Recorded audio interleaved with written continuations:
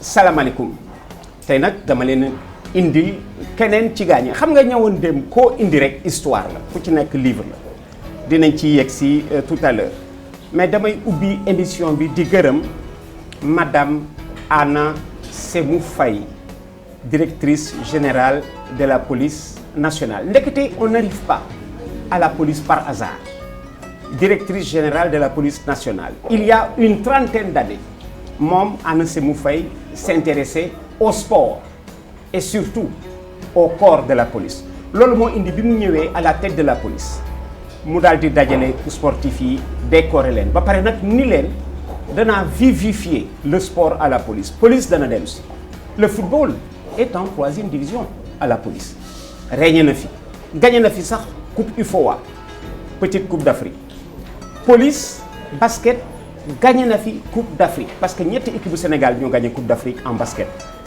l'ASFA la police et la gendarme c'était il y a une trentaine d'années atu Anna Sémou Faye boo ci dindee 30 ans mu daal di nekkat xale bu tuuti booba la retenir ay nom bi mu ñëwee à la tête de la police génnewaat sportif yooyu décorer leen sama invité bi ci ñoom la tey jii invité bi champion d'Afrique la en club invité bi international la invité bi nekk na entraîneur national de l'équipe junior de basket du Sénégal et là c'est difficile parce que di basketteur yomb na di international yomb na mais entraîneur du ku nekk nga koy def surtout petite catégorie ay modèle ngay jël yóbbu leen entraîneur petite catégorie ñun ñëpp mën nañ nekk footballeur ñun ñëpp mën nañ nekk basketteur mais ñëpp duñu nekk entraîneur dafa am école am dafa am yoonam léeg-léeg waa ji suy football wala buy basket ci jikkoom ngay gis un futur grand entraîneur sama invité bi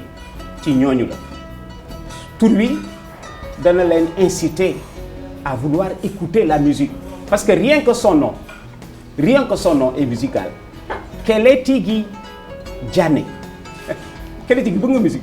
bëgg naa musique. kuy sa musicien. Salif Keita dommage. man dama la doon dugaloon naa la Guinée. parce que su ma la doon wutal musicien. dama la naan jox naa la Kélétigui et ses tambourines. nga xam ni moo nekkoon ak ñoom Bembeya Jazz. au temps du grand Bembeya Jazz. Kélétigui Diané laa leen indil basketteur modèle dama lay bàyyi nga nuyoo depuis sa cosaan fa nga jógee depuis Tambacounda. ba ci tey jii ñi nga xamee ni ñoom ngay làngal ci basket bi Kélétigui. bon Kélétigui Diané laa tudd maa ngi commencé basket au Niani de Tamba après 2 semaines de la jeunesse après une quinzaine de la jeunesse ma ñëw police mais avant ça j'étais un footballeur d'abord un jeune footballeur confirmé que Koya voulait que je joue au football mais yàlla def man basket moom ma gënaloon. et fu ma nekk nii regretté wu ma ko parce que nekk naa ci international au bout de 3 ans de basket à 2 ans de basket à la police 79 laa dugg police en 81 déjà j'étais pressenti en équipe nationale. kon ma vision gis naa ko yàlla dimbali na ma joué équipe nationale pendant au minimum jusqu'en 90. 90. Ouais. Et en 83 déjà. nga nekk champion d'Afrique avec la police. Champion d'Afrique avec la police après 8 champions d'Afrique avec la police encore. Voilà. J'ai été dem naa aux Jeux de Nairobi Jeux africains de Nairobi en 87 mais ma première sélection en équipe nationale mooy Mogadiscio. Ah Mogadiscio du 79 defe naa. Mogadiscio c'était en 81. 81. Voilà. Bon 81 boobu on était 8 locaux bu demoon on attendait les 5 CNF après lañ ñëw malheureusement on a perdu. Voilà. Et on avait gagné nos matchs nos premiers matchs. Avec les locaux mais bi CNF yi ñëwee. on a perdu Mozambique moo ñu gagné. Mozambique moo ñu gagné à 8. ñu joué à 8. te bi mu desee 30 secondes ñoo leen mëne. ñu tourné ballon bi. may sa sànni ko. waaw il était persuadé que jeex na. waaw ndekete waa ji dafa lekk chrono manuel. waaw chrono manuel la ñu doon sàcc. waaw gars yi ñu doon sàcc. ñu gagné ñu bon parce que c'est l'Afrique. voilà on a perdu ce match là comme ça. Kélétigui Diané mi ngi nii wax naa leen footballeurs yi basketteurs yi ku ci nekk histoire la police mu nekk base Jean Collin di ci veiller autant ci football bi que ci basket bi léeg-léeg mu woo footballeurs yi ni leen lu ngeen soxla léeg-léeg mu woo basketteurs yi ni leen lu ngeen soxla Jean Collin fa mu tëdd am na lu ko metti parce que football baa ngi 3e division police basket baa ngi 2e division qualité gi qu'est-ce qui ne va plus ci sport bi à la police ba police bi nekkoon piédestal tey jii nekk à ce niveau. ni nga ko waxee c'est un Jean Collin qui nous manque.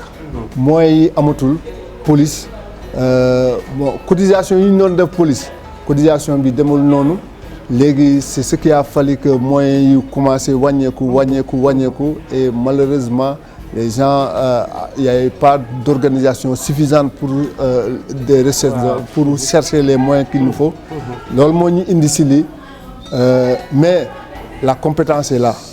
kon équipe bu police bi doon régner en Afrique moo nekk nii 1983 nangu ko nag ci loxo ASFA xam nga nous étions en plein règne de club sénégalais ASFA était championne d'Afrique en titre AS Police bi ñëw nangu ko ci ñoom Yamar Samb ngeen seen nële ak ñoom Souleymane Sène ak ñoom Kélétigui Diané équipe bu police bi moitié bi mi ngi en équipe nationale pour ne pas dire AS Police bi dafa doon ossaturé équipe nationale.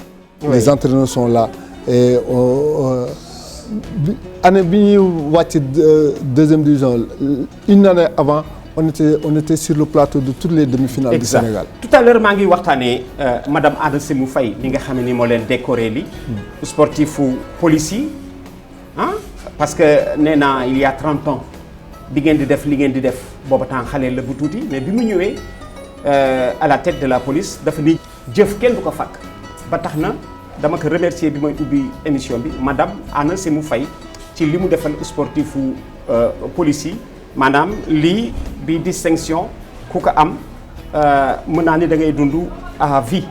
waaw ancienne gloire de la police décernée par madame Anna Sémou Faye à Kélétigui Diané yëg naa ni madame Anna Sémou Faye nee na sport bi daf ko bëgg dundalaat dans le corps. oui daf ko bëgg dundalaat bon ay man ak Yamar on est en train de bâtir un chantier. su neexee yàlla police mun na ñëwaat. et puisque on a d'autres problèmes. pour am ay joueurs et pour am ay kii te police am na ay xale. vous avez des problèmes pour am joueurs. oui parce que joueurs yi c'était pas des policiers mais maintenant on a des auxiliaires yoo xam ne que moi j'avais fait les détections il y avait de bons basketteurs et de bons footballeurs. Bon avec les civils que nous avons.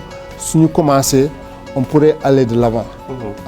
Peut-être on trouvera d'autres solutions après suñu yàlla dimbale équipe bi monter en première division ñu xoolaat ay yeneen ressources additionnelles pour mun a dem ci kanam. D'autres Souleymane Sène lañ ci seenu d'autres Moussa Mbaye d'autres Yamar Yamar ñi nga xam ne en équipe nationale def na ci nekk d'autres Kélétigui Diagne mi toog ak Diagne ki décédé Diagne waaw ak Xawsu ak Guissé Mababa Guissé waaw bon on n'oubliera jamais notre parrain suñu papa suñu lépp Bisnel Diagne qui a tout fait pour la police qui a tout fait pour moi l'homme que je suis su ma eggee à ce niveau là c'est grâce à lui parce que Bisnel tax na ñu xam àdduna ñu mën a encadrer ay jeunes. parce que dañoo jaar ci encadrement am. wax nga dëgg. vraiment ak Mamadou Jean Samb. vraiment c'est des gens qui ont contribué à mon développement en sport. En tant que joueur ba entraîneur bi. ils sont en train de me conseiller jusqu'à présent et je suis leur conseil. Alors Kélétigui Diané avec la police. Nous passons maintenant à Kélétigui sous le maillot de l'équipe nationale. Quelle campagne nga def avec l'équipe nationale? Bon, j'ai suma première campagne mooy Mogadiscio. Mogadiscio en 81. En 81. Ouais. Après en 83 dem naa Jeux universiades où j'ai eu la chance de rencontrer un des grands basketteurs des États-Unis bon qui qui n'a pas été retenu dans l'équipe olympique. Après, nous reversé dans la Green Team de 86, nous reversé si c'est une équipe universitaire. Charles Barclay, d'accord. un grand joueur. On a eu la chance de le rencontrer aux universités de 83. Bon, après l'université de 83, on a fait une campagne, la Coupe CEDEAO, qu'on a perdu ici à Dakar. Contre la Côte d'Ivoire. Contre la Côte d'Ivoire. Moi, la Côte d'Ivoire départ mené 12-0. 12-0. En l'espace de 3 minutes. 3 minutes. Malheureusement, ça, on a disjoncté. Et peut-être, nous, on savait qu'on était meilleur que cette équipe-là, mais ce n'était pas notre jour ce jour. 12-0. Handicap. Bon, après, la campagne Nairobi, que l'Angola nous a gagné aussi en finale. Bon, vraiment, bon, c'était une campagne aussi en 87. Oui. Vraiment, on pouvait gagner cette finale-là, mais malheureusement, ça n'a pas marché. Ouais. Voilà. Le Sénégal dit régner. Le Sénégal a régné en basket. À ce jour, le Sénégal est encore le pays d'Afrique le plus titré. Vous voyez Angola a gagné 10 championnats d'Afrique sur 11. Le Sénégal est le titre. Toutes catégories confondues. Dans le basket, même si nous avons 5 ans joué, nous avons égalé le record au Sénégal. Alors, le Sénégal a donc régné. Nous avons inspiré le basket du Sénégal. Soudain, tout périclite. Quel est-il? Pourquoi le basket notre dernier championnat d'Afrique en garçon, 97. Filles, il y a une finale, perdre. Même à Dakar, Mali gagne. Nous avons tout le basket. Mais là, c'est simple. C'est parce que l'Indon def lañ bay. L'Indon def. Formation à la base. Parce que formation à la base, moi, sukkandiku pour élèves. Mais loolu lañ bay. Maintenant, c'est parce que les gens vont trop vite à l'extérieur. Et l'éternel recommencement, moi, à l'équipe nationale, on n'a plus d'équipe nationale, on a des sélections. Wow. Mais moi, ma génération, j'avais une équipe nationale. Parce que les Pape Moussa Touré, les bureaux, les Djembot, les Alain, les bureaux, jusqu'à présent, nous sommes complices. Wow. On se voit, on est tout le temps ensemble. Oui. Mais cette génération actuelle, c'est un problème. Oui. Génération qui joue ensemble, ils ne jouent pas ensemble. Et je dis qu'il est temps maintenant qu'on nous regarde sur le basket. Nous commençons à accentuer sur la petite catégorie. Parce que la petite catégorie, moi, le monde j'ai dit que la France a été championne d'Europe. Wow. Ce n'est pas un hasard. Parce que j'ai suivi leur performance. Ces jours-là, ils ont été champions U17, après ils ont été champions U20. C'est normal que 5-6 ans après qu'ils soient champions d'Europe. Voilà. Continuité de avoir une équipe nationale. Les jours-là, nous devons ensemble. Si nous voulons continuer. Parce que maintenant, on a beaucoup d'écoles de basket. Mais malheureusement, c'est l'école de basket et l'école de basket. Je sais que, par exemple, le modèle CID, c'est une bonne école. Je sais que Giving Back, c'est une bonne école. Mais il y a des sergents recruteurs un peu partout. Wow. C'est nos frères sur le basket. Ni dem. Parce que c'est des sergents recruteurs qui sont là, qui vendent nos joueurs là, n'importe comment. Oui, mais ni dem aussi, il fait qu'il fait parce que bon, le professionnalisme a fait le football au Sénégal. Nous avons été en quart de finale de Coupe du Monde et nous avons gagné sur le plan africain. Ouais. Est-ce que y a une possibilité nous organiser ce départ pour ce retour en équipe nationale? C'est un autre problème parce qu'on ne suit pas nos joueurs qui parlent. Le joueur qui parle, on ne le suit pas. Recommencer. man j'ai eu la chance d'être entraîneur national des U18 bi ma demee Égypte j'ai fait un compte rendu à la fédération disant que suma U18 yi si on s'accentue sur ces gens parce que j'avais une quarantaine de jours ou bien une quarantaine de jours à ma disposition.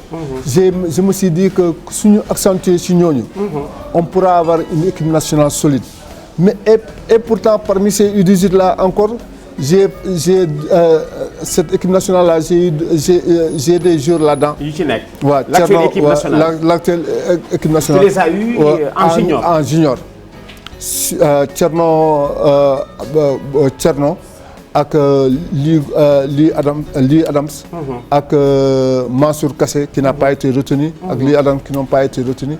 J'ai dit que il faudrait que nous continuions à cette préparation des jeunes.